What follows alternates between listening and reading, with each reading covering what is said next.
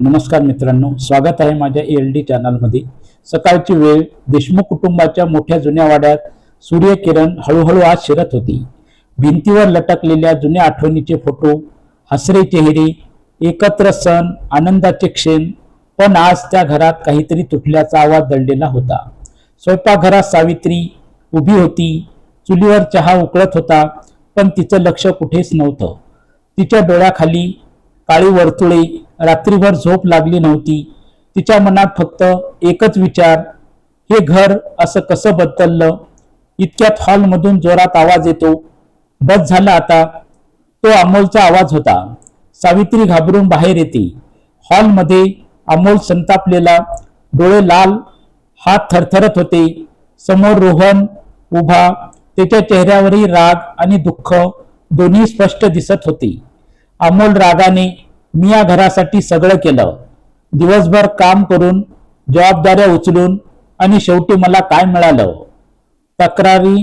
रोहन तितक्याच संतापाने, तू केलंस, मग माझं काय? मी कधीच या घरात महत्वाचा नव्हतोच। नेहमी तूच, तुझं नाव, तुझं कौतुक।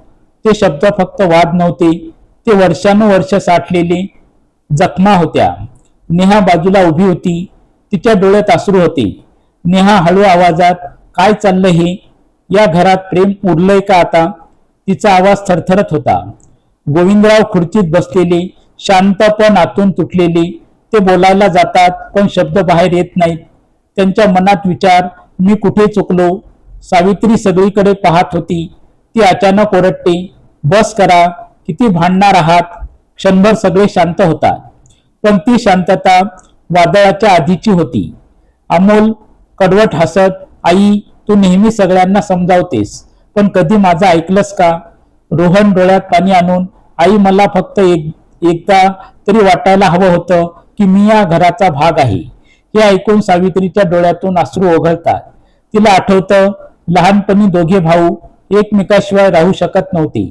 एकत्र खेळायचे, एकत्र जेवायचे, आणि एकमेकासाठी भांडायचेही। पण आज तेच भाऊ एकमेकांविरुद्ध उभे होते।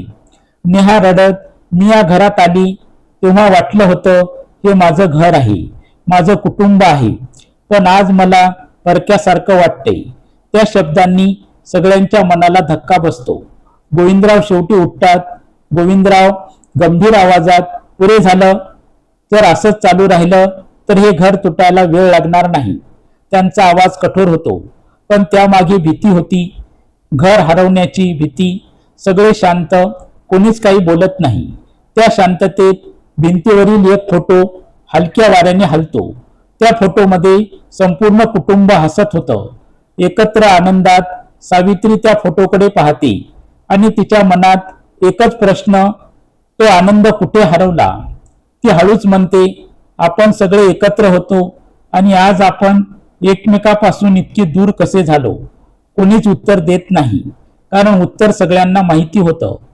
अहंकार, न बोललेले प्रेम, आणि वाढलेलं अंतर। त्या दिवशी त्या घरात जे तुटलं ते फक्त शांतता नव्हती, ते विश्वास होता, ते आपुलकी होती, ते आपण होतं। सावित्री डोळे पुसते आणि ठाम आवाजात म्हणते, उद्या आपण सगळे वटवृक्षाखाली जाऊ। सगळे आश्चर्यचकित होतात। तो आपला शेवटचा प्रयत्न असेल, नाहीतर हे घर खरंच तुटेल। रात्र गडद होत चाललेली होती।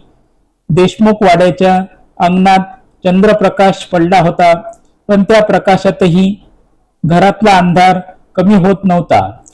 भिंती शांत होत्या, पण त्या शांततेतही दिवसभराचा वाद अजून घुमत होता। सावित्री देवघरासमोर बसलेली, समोर लुकलुकणारी दिव्याची ज्योत, तिचे हात जोडलेले, पण मनात असंख्य प्रश्न। देवा, हे घर वाचव। तिच्या डोळ्यातून अश्रू हळूहळू गालावर ओघळतात।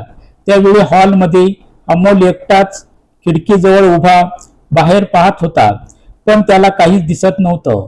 त्याच्या मनात फक्त रोहनचे शब्द घुमत होते, मी कधीच या घरात महत्वाचा नव्हतो। अमोलच्या डोळ्यात हलकीशी ओल येते, पण तो लगेच ती पुसतो। नाही, मी चुकीचा नाही, तो स्वतःलाच पटवून देतो। पण आत कुठेतरी त्याला स्वतःवरच शंका येत होती। दुसऱ्या खोलीत रोहन बेडवर बसलेला, हातात जुना फोटो अल्बम. तो एक फोटो पाहतो लहानपणीचा. तो आणि अमोल एकमेकाच्या खांद्यावर हात ठेवून हसत होती. रोहन हलकासा हसतो आणि लगेच डोळ्यात पाणी येतं. काय झालं आपल्याला? नेहा बाल्कनीत उभी. रात्रीचा थंड वारा तिच्या चेहऱ्यावर येत होता. ती स्वतःशीच पुटपुटते, मी या घरात प्रेम शोधायला आले, पण इथे तर सगळेच हरवलेले आहे. गोविंदराव ते अजूनही हॉलमध्येच बसलेले. त्यांच्या हातात चहाचा कप, पण तो थंड झालेला. ते भिंतीवरच्या कुटुंबाच्या फोटोकडे पाहतात. मी कधीच बोललो नाही, कधीच प्रेम दाखवलं नाही. ही चूक झाली का? त्यांच्या डोळ्यात पहिल्यांदाच अपराधीपण दिसत होतं. त्या रात्री सगळे झोपायचा प्रयत्न करत होते, पण कोणालाच झोप येत नव्हती. अचानक वाऱ्याचा जोर वाढतो. खिडकी आपोआप उघडते आणि एक विचित्र आवाज.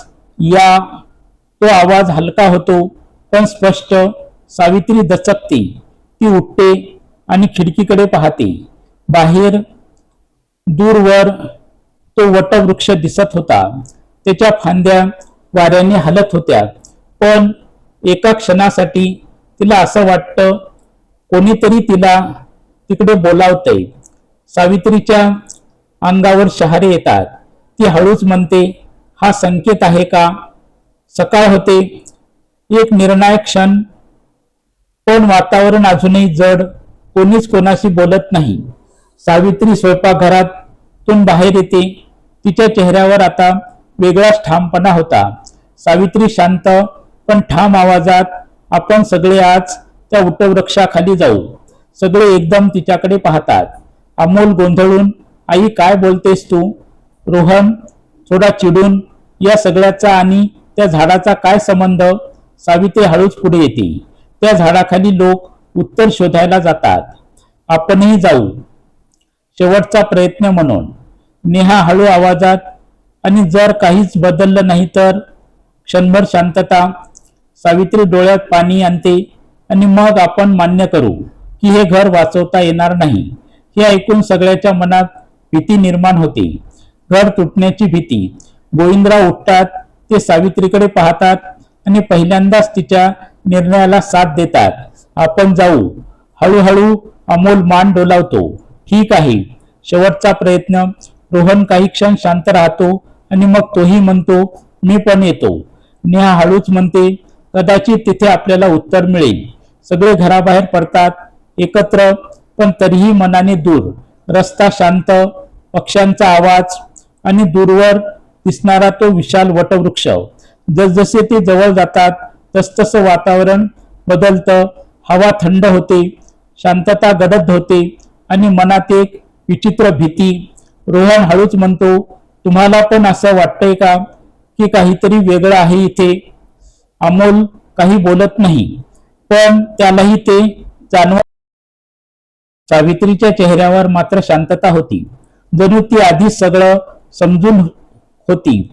सगळे त्या वटवृक्षाजवळ पोहोचतात. तो विशाल प्रचंड, त्याच्या सावलीत पूर्ण परिसर झाकलेला, आणि त्या झाडाखाली एक साधू ध्यानात बसलेला. सगळे थांबतात, एकमेकाकडे पाहतात. अचानक साधू हळूहळू डोळे उघडतो आणि शांतपणे म्हणतो, उशीर झाला, पण अजून वेळ गेली नाही. सगळे थक्क. सकाळची ती वेळ, पण त्या वटवृक्षाखाली उभं राहिल्यावर असं वाटत होतं जणू वेळ थांबली आहे. तो वटवृक्ष प्रचंड विशाल, शेकडो फांद्या जमिनीला स्पर्श करत होत्या. जणू तो झाड नसून एक शांत साक्षीदार होता. सगळे थोडे घाबरलेले, थोडे उत्सुक आणि खूप गोंधळलेले. त्या झाडाच्या मध्यभागी एक साधू बसलेला, डोळे मिटलेले, चेहऱ्यावर विलक्षण शांतता. जणू त्याला सगळं माहीत आहे.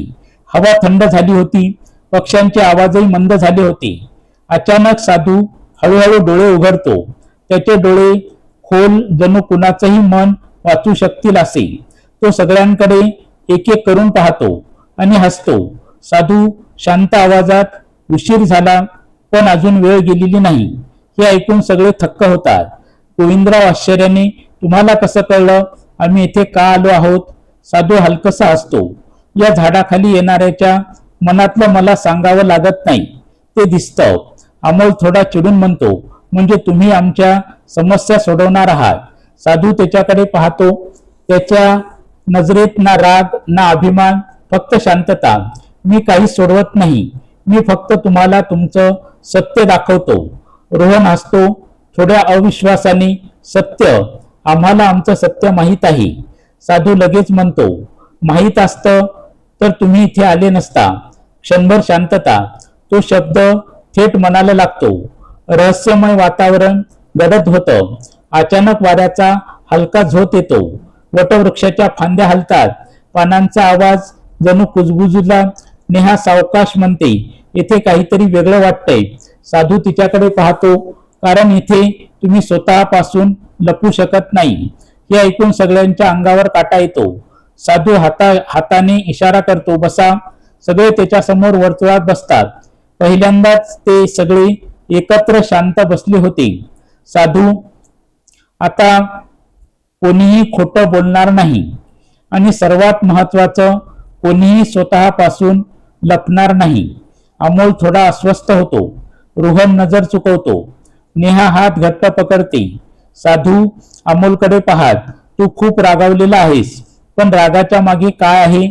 अमोल काही बोलत नाही. साधू हळू आवाजात, दुःख, ना ऐकलेले जाणण्याचं दुःख. अमोलच्या डोळ्यात पाणी येतं. साधू रोहनकडे, आणि तू रागावलेला नाहीस, तू फक्त एकटा आहेस. रोहनचे ओठ थरथरतात. साधू नेहाकडे, तू प्रेमासाठी आलीस, पण तुला शांतता मिळालेली नाही. नेहा डोळे मिटते. अश्रू वाहू लागतात.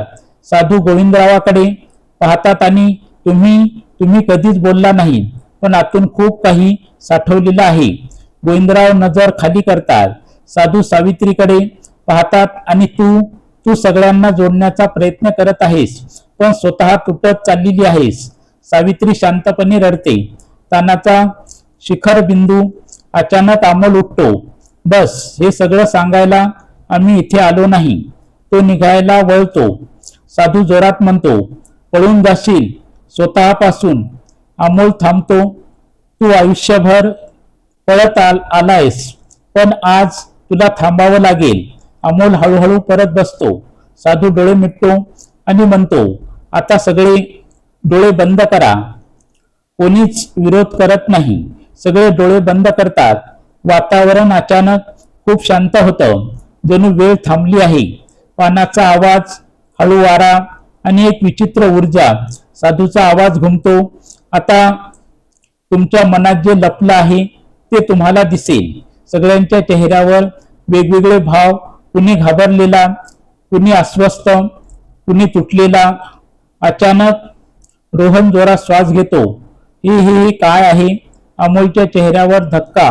नेहा रडायला लागते. सावित्री हळूच म्हणते, आपण आपलं भूतकाळ पाहतोय.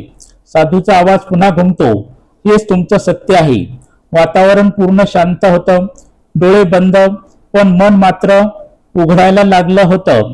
वटवृक्षाच्या पानातून येणारा मंद वारा जणू प्रत्येकाच्या आत दडलेल्या भावनांना हलके स्पर्श करत होता.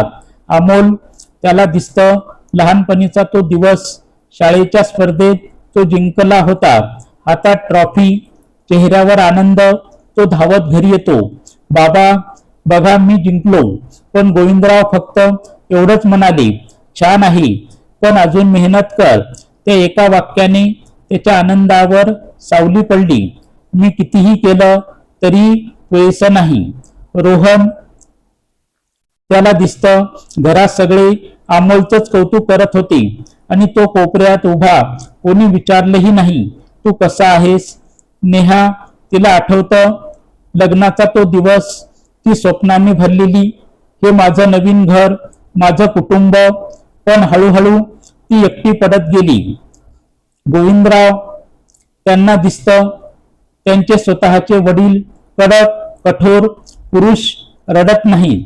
त्यांनी कधी भावना व्यक्त करायला शिकलंच नाही. सावित्री, तिला दिसतं ती सगळ्यांसाठी धावत आहे, सगळ्यांना सांभाळत आहे, पण स्वतःसाठी थांबायला वेळच नाही. सगळ्यांच्या डोळ्यातून अश्रू वाहत होते. भूतकाळ आता फक्त आठवत नव्हता, तो जिवंत झाला होता. अचानक साधूचा आवाज घुमतो, डोळे उघडा. सगळे हळूहळू डोळे उघडतात, पण आता ते आधीसारखे नव्हते. त्यांच्या चेहऱ्यावर समज, वेदना आणि सत्य. साधू सगळ्यांकडे पाहतो आणि शांतपणे म्हणतो, तुम्ही सगळे बरोबर आहात, पण एकमेकासाठी चुकत आहात. क्षणभर पूर्ण शांतता. तो आवाज साधा होता, पण त्यात प्रचंड ताकद होती. अमोल विचारतो, म्हणजे? साधू हळूच म्हणतो, तू बरोबर आहेस, कारण तू जबाबदारी घेतलीस, पण तू चुकलास कारण तू प्रेमाऐवजी अपेक्षा दिलीस. रोहनकडे पाहून, तू बरोबर आहेस कारण तुला दुर्लक्षित वाटलं, पण तू चुकलास कारण तू ते बोलण्याऐवजी राग दाखवला. नेहाकडे, तू बरोबर आहेस कारण तू प्रेम शोधत होतीस, पण तू चुकलीस कारण तू स्वतःला हरवून बसलीस. गोविंदरावाकडे, तुम्ही बरोबर आहात कारण तुम्ही कुटुंबासाठी झटलात, पण तुम्ही चुकलात कारण तुम्ही भावना लपवल्यात. सावित्रीकडे, तू बरोबर आहेस कारण तू सगळ्यांना जोडतेस, पण तू चुकतेस कारण तू स्वतःला विसरतेस. अचानक वटवृक्षाच्या पानातून प्रकाश पडतो. जणू त्या वाक्याला निसर्गानेच मान्यता दिली. हवा वेगळी वाटू लागते, हलकी, शांत. सगळे एकमेकाकडे पाहतात.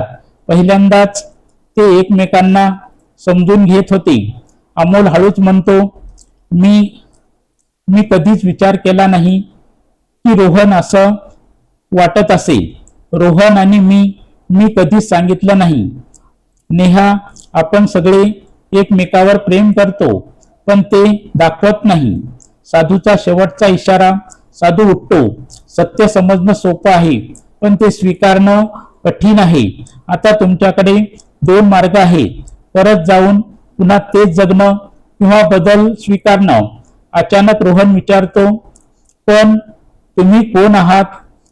साधू हलकसा हसतो, मी फक्त तुमच्या मनाचा आरसा आहे. वाऱ्याचा जोर वाढतो, पाने हलतात आणि साधू हळूहळू धुसर होऊ लागतो. सगळे घाबरून उठतात. थांबा, पण तो गायब होतो. पूर्ण शांतता, फक्त वटवृक्ष आणि त्याखाली उभं असलेलं सत्य. वटवृक्षाखाली अचानक आलेली ती शांतता, जणू कोणीतरी नुकतंच इथून निघून गेलं होतं, पण त्याची उपस्थिती अजूनही हवेत तरंगत होती. सगळे थोडा वेळ स्तब्ध उभे. अमोल आजूबाजूला पाहतो.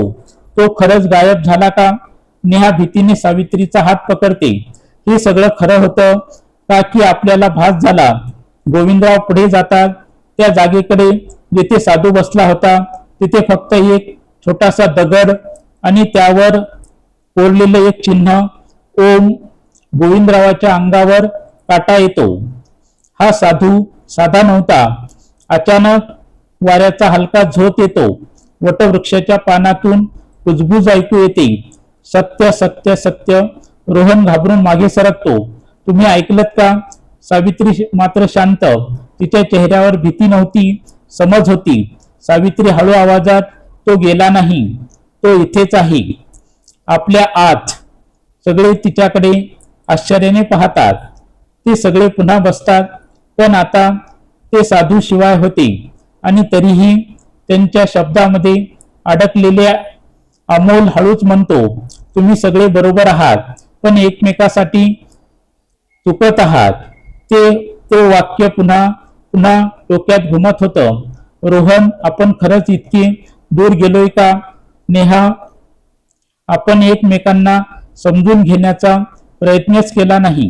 गोविंदराव खोल श्वास घेतात. मी आयुष्यभर कुटुंबासाठी काम केलं, पण कधीच कुटुंबासोबत राहिलो नाही. हे ऐकून सगळे थक्क.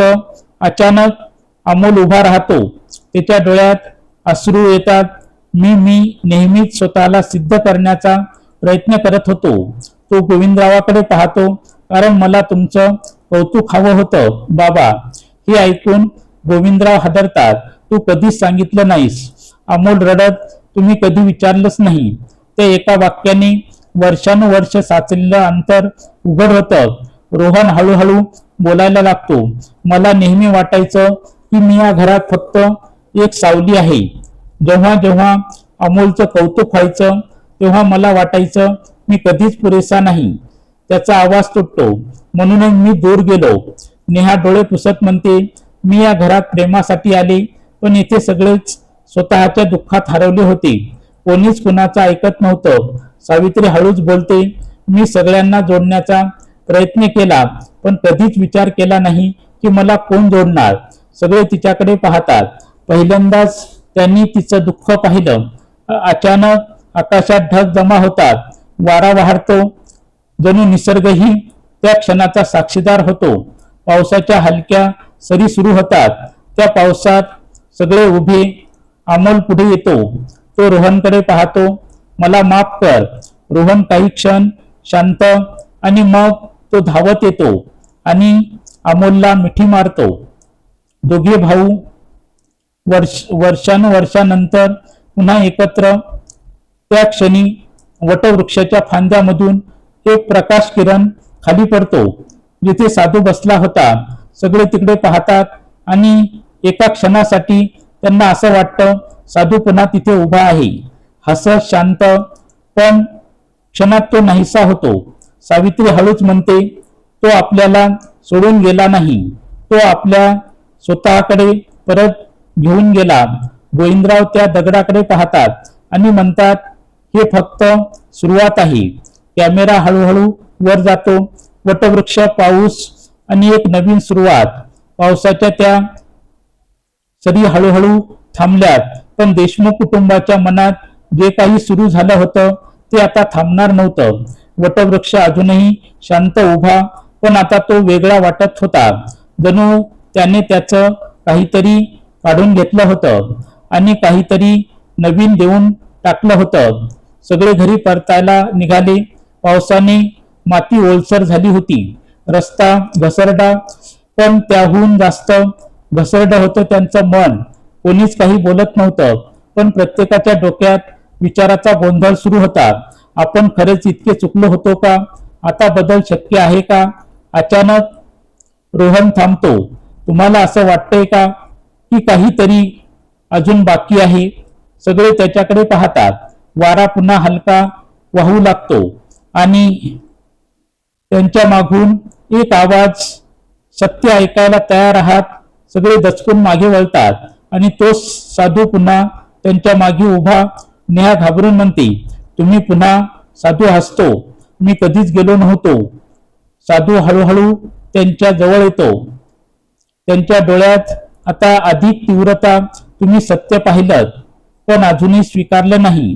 गोविंदराव गंभीरपणे विचारतात, आणखीन काय बाकी आहे? साधू थोडा वेळ शांत राहतो आणि मग, तुमच्या दुःखाचं मूळ तुम्ही एकमेकांमध्ये नाही, तुम्ही स्वतःमध्ये आहात. क्षणभर पूर्ण शांतता. अमोल गोंधळून, म्हणजे आम्हीच कारण आहोत? साधू, हो. तू दुखावलास कारण तू अपेक्षा ठेवलीस. तू एकटा पडलास कारण तू स्वतःभोवती भिंत उभी केलीस. तू रडलास कारण तू स्वतःचा आवाज दाबला. हे ऐकून सगळ्यांच्या चेहऱ्यावर धक्का. साधू जमिनीवर एक रेषा काढतो. ही रेषा बघताय, ही आहे मी. तो दुसरी रेषा काढतो आणि ही आपण. जिथे मी मोठा होतो, जिथे आपण छोट होतो, जिथे आपण संपतो, तिथे नातं तुटतं. त्या शब्दांनी सगळ्यांच्या मनात काहीतरी तुटतं. भावनाचा विस्फोट होतो. दुसरा टप्पा. अमोल जोरात म्हणतो, मी फक्त चांगलं करण्याचा प्रयत्न केला. साधू शांतपणे, पण तू प्रेम विसरलास. रोहन, मी फक्त स्वतःला वाचवत होतो. साधू, पण तू नातं हरवलंस. नेहा, मी खूप सहन केलं. साधू, पण तू स्वतःला हरवलंस. त्या क्षणी सगळे कोसळतात. बाहेर नाही, आतून. अश्रू थांबत नव्हते. सावित्री हात जोडते, पण मग यावर उपाय काय आहे? साधूचं गूढ उत्तर. साधू हळूच असतो, उपाय बाहेर नाही, तो तुमच्यातच आहे. फक्त एक गोष्ट करा. सगळे लक्ष देऊन ऐकतात. आजपासून तुम्ही जिंकायचा प्रयत्न करणार नाही, समजून घेण्याचा प्रयत्न कराल. अचानक वाऱ्याचा जोर वाढतो, पाणी वेगाने हलतात, साधू मागे सरकतो. हे लक्षात ठेवा. अहंकार सोडला की प्रेम स्वतःच येतं आणि तो हळूहळू अदृश्य होतो. यावेळी कोणीच घाबरत नाही, कारण आता त्यांना समजलं होतं तो साधू बाहेर नव्हता, तो त्यांच्या आत होता. सगळे शांत उभे. अमोल हळूच म्हणतो, आपण खरंच बदलू शकतो का? गोविंदराव त्याच्या खांद्यावर हात ठेवतात. प्रयत्न केला तर नक्की. कॅमेरा हळूहळू दूर जातो. वटवृक्ष शांत, आकाश आणि एक कुटुंब जे तुटण्याच्या टोकावरून परत फिरत होतं. वटवृक्षाखालून परतताना सगळ्यांच्या चेहऱ्यावर शांतता होती, पण मनात एकच प्रश्न. हे समजलं, पण आता जगायचं कसं? घरात परत पण सगळं बदललेलं. देशमुख वाड्याचा दरवाजा उघडतो. तेच घर, तीच भिंती, तोच फोटो, पण वातावरण वेगळं. आधीचा ताण नाही, पण एक अजब शांतता. सगळे आत येतात, कोणीच काही बोलत नाही. अचानक कपाटातून एक फोटो खाली पडतो. तो जुना फोटो. संपूर्ण कुटुंब हसते एकत्र. रोहन तो फोटो उचलतो, हलकसा हसतो. आपण असे होतो कधी? अमोल त्याच्याकडे पाहतो आणि पुन्हा होऊ शकतो. त्या क्षणी फोन वाजतो. अमोलचा. तो कॉल उचलतो. त्याच्या ऑफिसमधून ताबडतोब ये, मोठा प्रॉब्लेम आहे. अमोल चिडतो. आजच तो रागाने फोन ठेवतो. त्याच्या चेहऱ्यावर पुन्हा तो जुना राग दिसू लागतो. रोहन शांतपणे म्हणतो, भाऊ ठीक आहे ना? अमोल थोडा चिडून, तुला काय वाटतं? सगळं माझ्यावरच आहे. तो जुना टोन, तोच आरोप. क्षणभर सगळ्यांना वाटतं परत तेच सुरू होणार का? साधूचे शब्द आठवतात. अचानक अमोल थांबतो. त्याच्या डोक्यात एक आवाज घुमतो, जिंकायचा प्रयत्न करू नका, समजून घेण्याचा प्रयत्न करा. तो डोळे बंद करतो, दीर्घ श्वास घेतो आणि पहिल्यांदाच तो शांतपणे बोलतो, सॉरी, मी पुन्हा तसाच बोललो. सगळे थक्क. अमोल रोहनकडे पाहतो. मला तुझी मदत हवी आहे. रोहन आश्चर्याने, माझी? हो, मी सगळं एकट्याने करू शकत नाही. ते एका वाक्याने, मी, आपण मध्ये बदल झाला. रोहन हसतो, मी आहे ना. दोघे एकमेकाकडे पाहतात. पहिल्यांदाच स्पर्धा नाही, फक्त साथ. नेहाची कसोटी. नेहा स्वयंपाकघरात जाते. ती जेवण बनवायला लागते. अचानक ती थांबते. मी नेहमी सगळ्यांसाठी केलं, पण कोणी विचारलं नाही. ती निराश होते, पण तिला साधूचे शब्द आठवतात, स्वतःला हरवू नकोस. ती बाहेर येते. आज आपण सगळे मिळून जेवण बनवूया का? सगळे आश्चर्याने तिच्याकडे पाहतात. गोविंदराव हसतात, मी चपाती करतो. सगळे हसतात. पहिल्यांदाच स्वयंपाकघरात आनंद होतो. जेवताना गोविंदराव शांत बसलेले. ते अचानक बोलतात. अमोल त्याच्याकडे पाहतो, मला तुझा अभिमान आहे. क्षणभर पूर्ण शांतता. अमोलच्या डोळ्यात पाणी. बाबा, तुम्ही पहिल्यांदाच असं म्हणालात. गोविंदराव हळूच हसतात. उशीर झाला, पण अजून वेळ गेलेली नाही. सगळे एकमेकाकडे पाहतात. तोच वाक्य, पण आता वेगळ्या अर्थाने. रात्री सगळे झोपलेले. अचानक खिडकी हलकी उघडते. वाऱ्याचा मंद झोत आणि वटवृक्षाच्या दिशेने एक प्रकाश. नेहा जागी होते.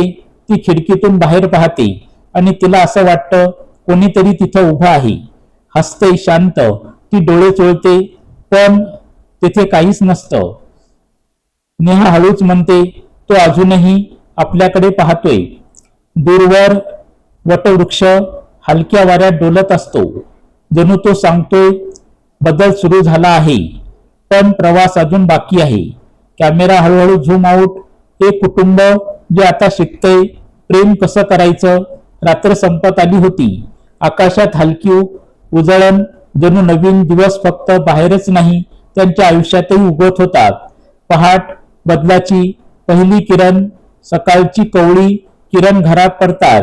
स्वयंपाकघरात हलका आवाज, चहाचा सुगंध. आज काहीतरी वेगळं होतं. सावित्री एकटी नव्हती. नेहा तिच्या बाजूला उभी, रोहन भाजी चिरत होता आणि अमोल चहा बनवत होता. सावित्री थक्क, तिच्या डोळ्यात आनंद अश्रू. सावित्री हसत म्हणते, आज सूर्य पश्चिमेला उगवलाय का काय? सगळे हलकं हसतात. लहान बदल मोठा परिणाम. अमोल कप देताना म्हणतो, आई आज तू बस, आम्ही करतो. तो साधा वाक्य पण सावित्रीसाठी तो वर्षानुवर्षाची वाट पाहिलेला क्षण होता. ती बसते आणि फक्त त्यांना बघत राहते. समजूत वाढत जाते. जेवताना कोणीही फोन वापरत नाही. रोहन विचारतो, भाऊ ऑफिसचं काय झालं? पूर्वी असता तर अमोल चिडला असता, पण आज तो शांतपणे सांगतो, प्रॉब्लेम आहे पण आपण सोडवू. आपण? रोहन हसतो, हो तू मदत करणार आहेस ना? रोहन मान डोलावतो. गोविंदराव सगळे पाहत होते. ते अचानक म्हणतात, आज संध्याकाळी आपण सगळे एकत्र बसूया, फक्त बोलण्यासाठी. सगळे आश्चर्यचकित, कारण ते कधीच असा प्रस्ताव देत नव्हते. दिवस पुढे जातो, पण सगळ्यांच्या मनात एकच विचार, त्या वटवृक्षाकडे पुन्हा जावं का? संध्याकाळ होते. आकाश केशरी होतं. सावित्री हळूच म्हणते, आज पुन्हा जाऊया का? कोणीच विरोध करत नाही. ते सगळे पुन्हा त्या मार्गाने चालू लागतात. पण यावेळी ते वेगळे होते. आधी मनात राग, आता मनात शांतता. वटवृक्ष जवळ येतो. हवा पुन्हा थंड, शांतता, पुन्हा गडद रिकाम ठिकाण. पण पूर्ण अर्थ. ते तिथे पोहोचतात, पण तिथे कोणीच नाही. ना साधू, ना कुठलाही आवाज, फक्त तोच दगड. यावेळी त्यावर काहीतरी नवीन दिसतं. सगळे जवळ जातात. त्यावर लिहिलेलं असतं, सत्य बाहेर नाही, ते तुमच्यातच आहे. क्षणभर सगळे शांत. अमोल हळूच म्हणतो, म्हणजे तो साधू कधीच नव्हता. सावित्री हसते, तो होता, पण आपल्याकडे आणण्यासाठी.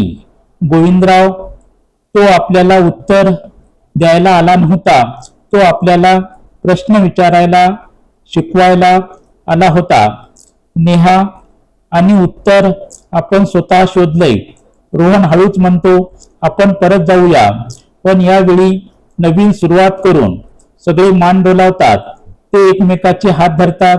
पहिल्यांदाच ते फक्त कुटुंब नव्हते, ते एक टीम झाले होते. ते मागे वळून पाहतात आणि एका क्षणासाठी त्यांना असं वाटतं, साधू पुन्हा तिथे उभा आहे, हसत शांत. पण क्षणात तो अदृश्य होतो. कॅमेरा हळूहळू वर जातो. वटवृक्ष, संध्याकाळचं आकाश आणि एक कुटुंब जे पुन्हा जन्म घेत होतं. सावित्रीचा आवाज, नातं तुटत नाही, आपण त्याला तुटू देतो. आणि जेव्हा आपण मी सोडतो, तेव्हा आपण पुन्हा जन्म घेतो. संध्याकाळचा तो शांत क्षण.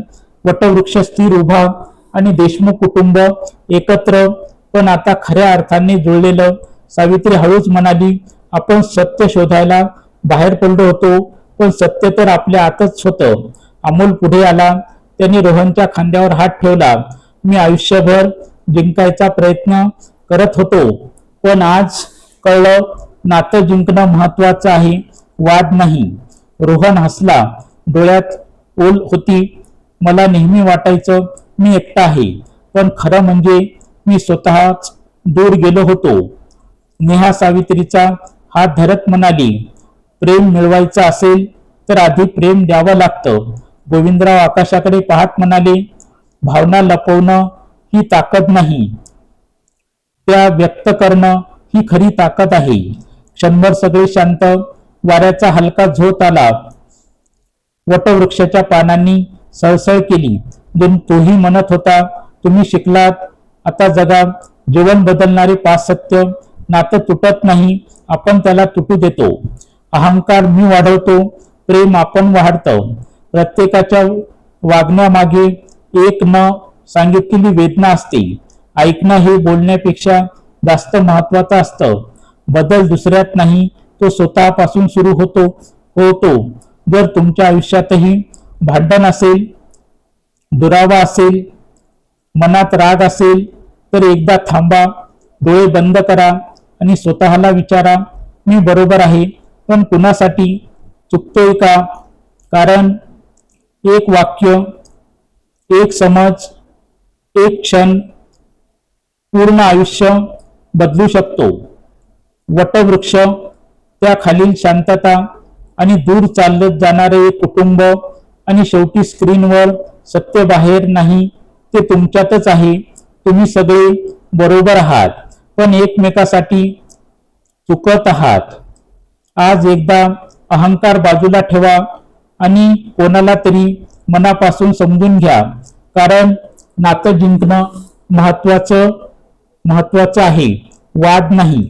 ही कथा जर तुम्हाला आवडली असेल तर कृपया माझ्या चॅनलला लाईक करा, शेअर करा. चॅनलवर नवीन असताल तर चॅनलला सबस्क्राईब करा. ही कथा तुम्हाला कशी वाटली ते कमेंटमध्ये लिहायला विसरू नका. सर्वजण आपल्या तब्येतीची काळजी घ्या.